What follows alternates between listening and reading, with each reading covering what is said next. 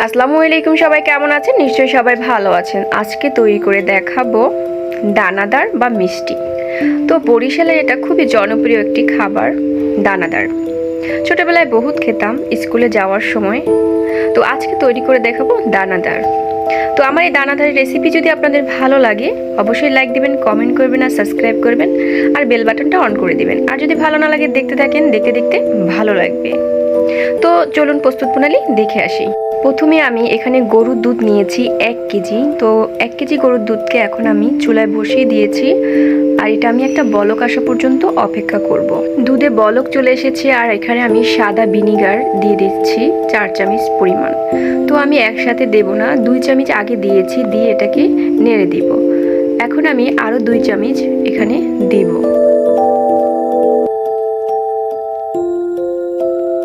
আপনারা ইচ্ছে করলে লেবুর রস ইউজ করতে পারেন এখানে ভিনিগারের পরিবর্তে।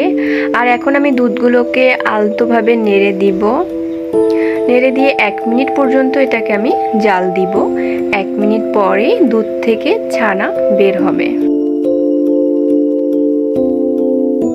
দুধ থেকে ছানা বের হয়ে গেছে, কত সুন্দর ছানা বের হয়েছে দেখেন। আর এখন আমি এটাকে ছেঁকে নিব। আমরা যখন ছানাটা ছেঁকে নিব অবশ্যই একটা সাদা কাপড় নেব, কারণ কালারফুল কাপড় নিলে হয়তোবা রং লাগতে পারে ছানার ভিতরে। আর ঠান্ডা পানি দিয়ে দিচ্ছি কারণ আমি ভিনিগার দিয়েছিলাম, তো ভিনিগারে একটা টক ভাব থাকে, তো ঠান্ডা পানিটা দিলে টক ভাবটা চলে যাবে। আর এটাকে আমি এখন চেপে চেপে পানিটা বের করে দিচ্ছি ছানা থেকে। তো আধা ঘন্টার জন্য আমি এটাকে ঝুলিয়ে রাখবো আর যতটা সম্ভব চেপে পানিটা আমি বের করে দিয়েছি। আধা ঘন্টা পরে আমার ছানা থেকে পানিটা বের হয়ে গেছে।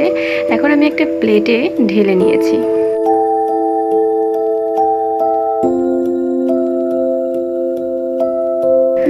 এখন আমি এখানে 1 চামচ ময়দা আর 1 চামচ আমি চিনি নিয়েছি। চিনি নিয়ে এটাকে ভালো করে মেখে নিব হাতের তালুর সাহায্যে।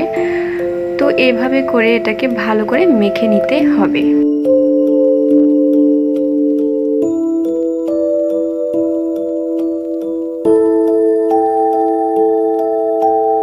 অপর পাশে আমি একটা ফ্রাই প্যান নিয়েছি। ফ্রাই প্যানে 3/4 কাপের মতো আমি চিনি নিয়েছি আর এখানে আমি 1.5 কাপের একটু কম পানি দিয়েছি।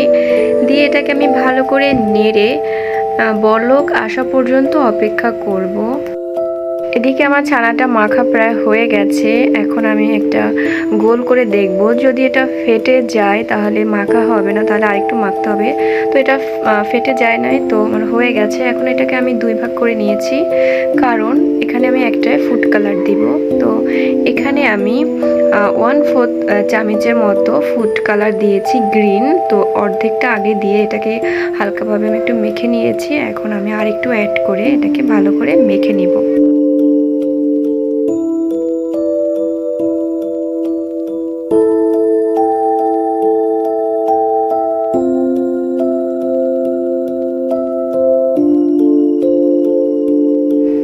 এখন আমি এখানে লম্বাটে একটা শেপ দিয়ে দিব আর এটাকে আমি একটা চাকুর সাহায্যে এখন কেটে নিব সব এক সাইজ করে। আর এভাবে যদি কেটে নেই তাহলে আমার যে গোল শেপটা আমি দেব সেটা একদম পারফেক্ট হবে, সব একই রকমের হবে। তো এখন আমি গোল করে নিচ্ছি হাতের তালুর সাহায্যে সবগুলোকে।